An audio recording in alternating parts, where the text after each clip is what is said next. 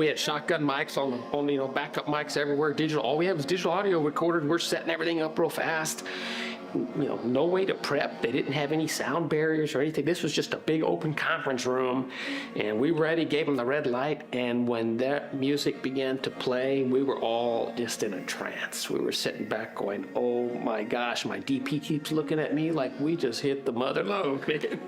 You know, so that is how we ended up with the entire soundtrack. They played for us for about 45, 50 minutes straight, all different styles of music and everything. And afterwards they left, and the gentleman said, good luck with your film, you know, gave us some paperwork, everything, and that was the end of that. That's how we acquired the soundtrack for this movie. So it sounds like there were a lot of situations where you were able to communicate pretty clearly back and forth together, and you were able to get your point across. Was it ever difficult to get what you were trying to do across to the Mongolians because of the language barrier? Did you ever have miscommunications? No, because we had the finest translators, and we had 3 total, okay, or 3 Mongolian translators and 1 Kazakh translator. We ended up having to have a Kazakh translator once we went to Bayanolgi, because there's a lot of blended culture there in that particular part of the country. We had to have a Kazakh. So it was 4 translators, and they all spoke very well, very good English. Okay. Very good English, yeah. Okay. So there were multiple languages that you were... Our conversations, once we got to Bayanolgi, turned into me talking to the translator talking to my subject, back to the translator, then to me. It was a 3-way conversation, right? Yeah. Then when we got there, it was me to the Mongolian translator that also knew Kazakh, to the Kazakh translator, to the Kazakh eagle hunters. So it became a 4-person conversation. So to have one small conversation that would normally take somebody 2 or 3 minutes was an hour long sometimes, because of all the, you know, going back to get that part. So a lot of people watch the movie and they just read the subtitle. You know, they just read the captions with the subtitle there, and they can understand and follow along, but they don't understand what I had to go to get that tiny little, you know, subtitle for you. Was a massive, you know, undertaking. Was it hard to relate to the people? Because were you looking at them when you were talking to them, or were you looking at the translator? Yes. Was that kind of awkward, I guess? No, we always looked face to face, because, you know, to have a conversation, I feel like I need to know you and have a conversation with you. And then, you know, we would look at everybody else, and it would come back, and then we would always have face to face conversation. Okay. It took a long time to get the result back. Yes. But you didn't feel hindered by that? No. Well, that's good. The food that you showed on the film seemed to be extremely bizarre and different from what we have here in the United States. What was that like? Well, there was a lot of it that I really enjoyed. Yeah. A lot of it that I really did not. I'll be honest with you.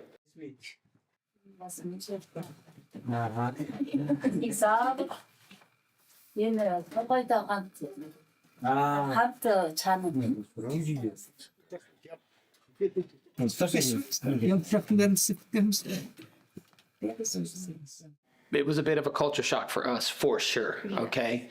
But make no mistake, what they offered us, you know, especially when we first got there, we had to, out of respect, stop and visit the eldest member of the community's home before we could move on, because we were passing through, and it would have been disrespectful for us to not stop and say hi. So this is something we learned as we were going along. Thank goodness we had, you know, the translators and everything we did.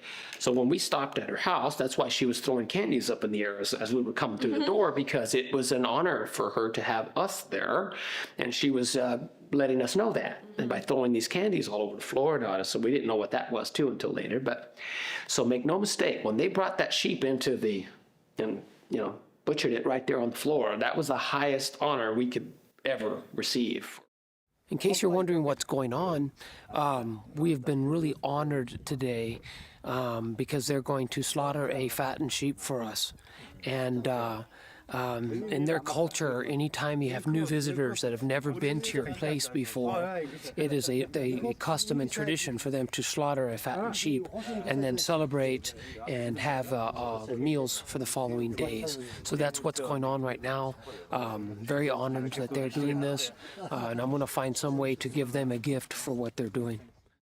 When you were there, it just showed the one goat or sheep being slaughtered, but you were there for multiple weeks. Yeah, there were multiple animals that were brought in and on a regular basis, yes. Is that the main course or the main diet that they have, or is it that you were dining on?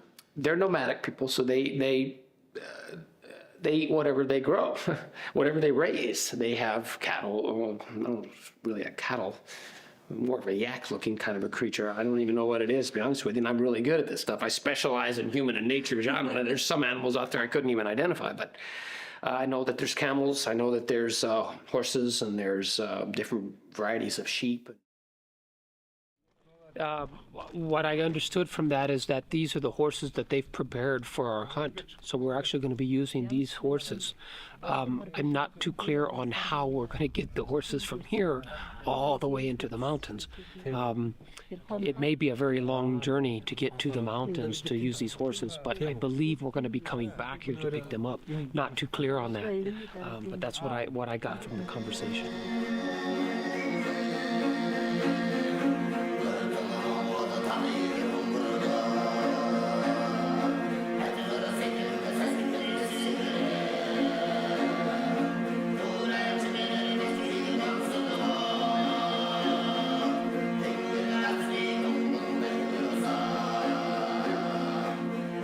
Okay, well, we only kicked up one jackrabbit today.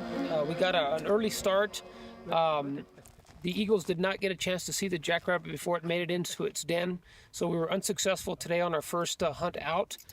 We are extremely tired. We've been traveling for 4 days straight, so I've asked that we go back a little bit earlier than we normally would, because there's still plenty of daylight left, but my entire crew and myself, we need to really recuperate and get a good night's rest so we can get up early in the morning and get a fresh start. So let's head back to camp. I mean, nothing goes to waste there. And that reminds me of another story I'm going to share with you now, since we're on the topic. We had horses assigned to each one of us when we were there. And every morning we would get up, and the Eagle Masters would come to the gear, we'll call it. I think it's a gear is appropriate to that side of the country. And they would say, okay, which mountain would you like to hunt today? And I'm like, okay, which one looks the closest? How about that one? Okay, well, it's like a 6-hour journey to get there, but it's like all day to get there because it's so far. Okay, so you'd have to trek across these wetlands, these grasslands to get to the base and start working your way up to the mountaintops. It's an all-day affair to go hunting. And you get one shot at it by the time you get there. And if you catch something, great. And if not, that was your day. And you got to work your way all the way back. And so you start early in the morning at sunrise, and you're lucky to get back before dark. Okay, so, and we did this every day, and each of us had a horse assigned to us, and we got a lot of equipment. So my one, Fernando, my DP, he's had this older horse that was given to him, and we always made fun of him, always laughed at him, because real sassy little horse. I mean, kept turning around, biting him in the leg all the time and stuff. So nobody ever wanted. He's like, hey, you trade me today? And we're like, no way, man. Nobody wanted a piece of that. I'm like, you can keep it. Well, and he had the most equipment. Yeah. Being the DP, he was stacked full of stuff, and we're up on these little cliffs looking down a mile at some points. You know, if you make a mistake, you're dead. These little horses were like little billy goats, they never missed their steps. Always. Well, about halfway through, I guess we're probably 2 weeks into our journey there. Fernando's horse started acting up. It would just all of a sudden decide, I'm not going any further, and he'd just lay down. And you're up there in the middle of a mountain, and this horse is stubborn. So then the whole caravan would have to stop. Everybody would have to get off their horses, wait a while, and we thought it was just because the horse was being stubborn. Mm-hmm. But that wasn't the case. The horse was actually, we found out later, was really old, okay? And I think that it was just getting to be a little bit too much for him. Well, after that day, the following morning, Fernando got assigned a different horse. Nobody thought anything of it. Yeah. Nobody thought anything of it. It was just, oh, you got a new horse today, man. Good for you, man. He's like, yeah, I'm tired of that old sassy gal, So never thought about it. Next thing you know, we're all having dinner together, and we have the most tasty, most delicious, succulent meat I have had on the whole entire trip. Mm-hmm. Delicious. Day or two, we're all eating like kings there. The meat's just phenomenal. And then it just dawned on me. Has anybody seen that horse, man? Has anybody seen Fernando's horse lately? because everybody's trying to figure out what we're eating. Two and two came together for me, and we were eating that horse. I guarantee you we were. I've eaten horse meat before. I grew up on the border of Mexico. I lived in Mexico for years. We ate horse all the time. It's delicious, okay? So I put two and two together, and I shared that with everybody, and they couldn't believe it. But we never could find that horse, so I'm 100% positive that we ate Fernando's horse. And how is it that it would taste so good even though it was so old? Don't people always say that old The way they prepared it, they put it in these big pots, man. They cook it down all day long. Mostly everything's boiled, okay, and boiled and seasoned with onions and different things. And, you know, by the time it came to the plate, it was delicious. So we loved it, so. So even your pets become your food, unfortunately. All meat is good upon the receiving of thanksgiving. I think that's Timothy 4:4, right?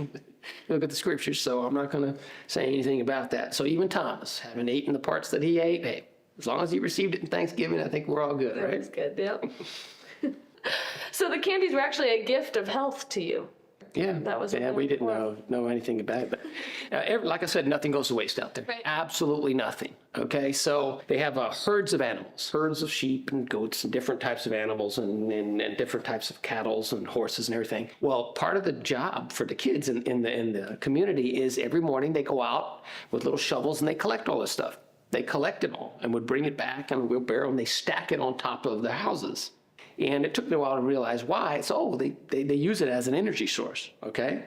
They burn it. It's methane. They dry the dung on top of the roofs, and whenever they want to heat the homes, because trust me, the weather was, you're getting sunburned at night, you're freezing to the point you think your toes are going to fall off, okay? Extreme conditions. So nighttime, they would come in with big shovels full of dung and put it into the stoves. They'd stoke them up, light them up. And we had these little stoves in the middle of the gears there, and it would warm up, and it would stay warm. And every so often, somebody would get up at night or come in and bring us a fresh load of dried dung to keep the gear warm for us. Let me give you an idea of how self-sufficient this nomadic tribe is. Every single one of their homes are made out of bricks that they make out of the clay that the land provides. Each home's electricity is powered by solar energy that charges batteries that runs their lights at night. And for a heat source, they actually burn the dried dung from the cattle and the horses. They collect it and they store it on rooftops like this, and the sun dries it. And once it's been dried, it's kind of like a coal for them, like burning coal. And that is actually a very eco-friendly way to heat their homes. But that's also how they cook. That's how they heat the stoves to cook on. So it's all about, like I said, nothing goes to waste. Yeah. Did that give the house an unpleasant aroma? Nope, can't even smell it. No, very clean burning. I was very surprised. Yeah. Well, people always want to learn how to not waste, and they're doing it. There you have it. So the weather in general, was there any weather aspects that you were surprised about? What is it compared to here? Well, it was really dry. They told us it hadn't rained there for 13 years. Snow in the wintertime, but we had came a little bit late for the hunting season. Okay, to be honest, we were late by the time we pulled it all together. We're coming in at about like our springtime. Birds were already all fat and fed back up, you know, and when we were finally able to get it all put back together, they had to drop their birds' weights, and you know, by the time we get there to time everything for hunting, and most of the game was, you know, what was left over from the season, the survivors, just like here. The only game that remains at the end of season are the oldest, strongest ones that carry on, you know, pass the genes on and breed and have young in the spring. Well, we come in at the wrong time, but it was okay. I mean, I didn't go there to see how much game we could catch. I went there to learn from them so that I can make myself a better falconer. Right. That was the whole purpose of the trip. I can go and catch game anywhere I want here. Right. So that was the main thing. And the weather, like I said, in the morning was super, super cold. Middle of the day, you're taking your coats off. By night, you're freezing again. Yeah, so that's kind of the way the weather was the whole time we were there. Did the clothes you bring, were you prepared for that, or did you have to wear the Mongolian garb? Well, we thought we were prepared, but it was so extreme that they knew we weren't quite prepared. So they gifted us different types of hides that they had hunted and I was very fortunate. I was the honored one of the group, so since I was the host, but they actually gave me a grizzly bear jacket with, and at one point had the ladies had sewn on an Siberian fox collar for me. Very regal looking. It was amazing, and I actually got to keep all that stuff. So you have it now. Yeah. Eckenbold, man, he got me a sightings permit to bring all that stuff back to the country. He wrote it up on a piece of paper, stamped it, and I had no problems at checkpoint. When we went through security, I just showed it to them. They go, okay, moved the bag on through. So it was really cool. I got to bring all that stuff back. Yeah. And that's nothing you'll ever be able to get here. No, I haven't. It's one of my prized possessions. So. I'm sure. And I remember you mentioning that there was no electricity and that obviously you were going out into the deserts for the bathroom. So how does it work for you to have all this equipment that you're bringing to record things and to be videoing? Good question, yeah. Well, everybody came with extra batteries. We all knew we were, to be better to be safe than sorry, but none of us had enough batteries for any camera to last the entire trip. It wasn't going to happen. But they do have electricity in the form of solar power. Okay, so they had car batteries set up for us outside, several stacks of car batteries that they had leads ran to solar panels. So when we would go off on our hunts during the day, we would come back at night. We had the solar panels had been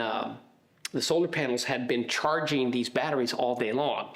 And we knew that this was going to be the case before we left there, so we purchased some inverters. Okay, these inverters take the 12-volt system and convert it to 110 volts. Okay, but when you do that, they drain pretty quick. You don't get a whole lot. So every evening, the crew would recharge all the batteries. They'd hook up the inverters, and then charge up everything they could.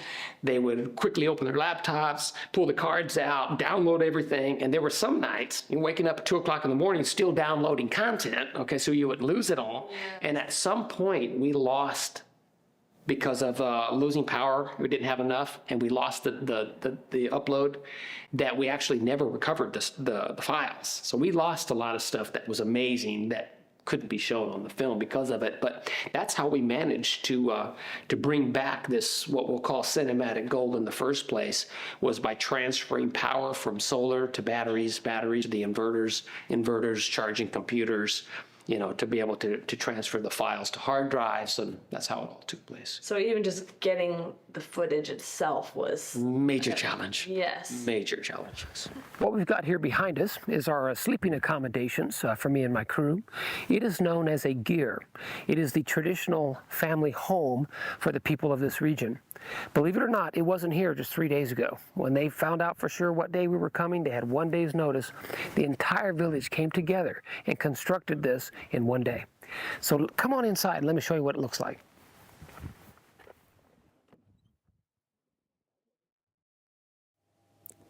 Now, however simplistic this building looks on the outside, believe me, it is very intricate and detailed on the inside. There are multitudes of rafters that come out, kind of like an Indian-style teepee, okay, that support the roof. It's got 8 layers for the walls, and it's on the inside, it's lined with just some of the most beautiful hand-sewn tapestries you'll ever see. They dye their own threads, and all of that material comes from the goats and the sheep that they shear. And that's how they pretty much live here. Very, very simplistic. You had lots of barriers to this film. Yes. Towards the end of the film, you have your Mongolian jacket and the hat, and you seem to have a lot more of the items that they have there in their villages. So you seem to have gathered a lot of gifts from them. And as soon as you got there, you started giving them gifts. So were you prepared for that, or was that kind of a surprise? Well, actually, we went well prepared, because I knew we were going to be putting them out quite a bit to be there for such a long time. And they're very hospitable. They can't do enough for you, okay, constantly. And I wanted to make sure that we were prepared to give them gifts, to make them feel good, to make sure that they knew we appreciated everything they were doing. So I did go well prepared, even had items that sponsors had given us to introduce to them, like the telemetry and these kind of things. That was all very well planned.